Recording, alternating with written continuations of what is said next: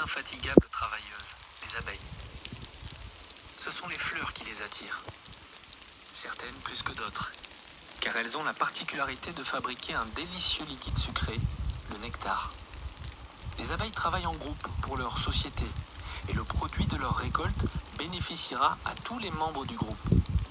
Ces colonies se regroupent depuis toujours à l'abri, souvent dans les troncs des vieux arbres, ou en utilisant les ruches que les hommes vont leur mettre à disposition. Chaque ruche contient une famille de 20 000 à 50 000 abeilles. Elles sont ouvrières pour la plupart. Si l'extérieur de la ruche paraît calme en apparence, à l'intérieur, l'activité se fait discrètement dans la pénombre et elle est impressionnante.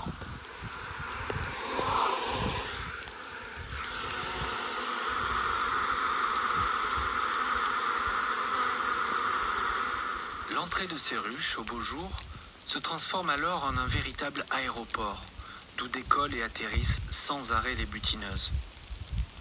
Elles peuvent parcourir plusieurs kilomètres pour inspecter chaque recoin fleuri de la vallée et des plateaux. Les abeilles sont essentielles à notre monde, car en pollinisant les plantes, elles sont un maillon indispensable à la survie et à la reproduction des végétaux. 80% des espèces végétales sont étroitement liées au destin des abeilles.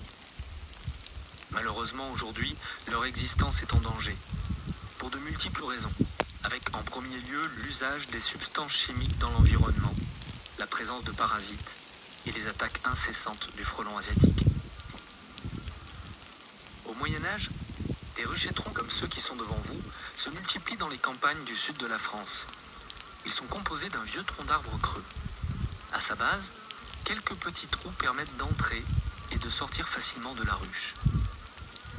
Au sommet du tronc, une petite casquette de pierre calcaire est posée. Ce toit protège la ruche du vent et le calcaire accentue la sensation de chaleur. L'objectif de ces ruches anciennes n'est pas de récolter du miel. D'autres ruches à côté, plus modernes, sont là pour ça. Elles permettent simplement d'aider à réinstaller ces petites magiciennes.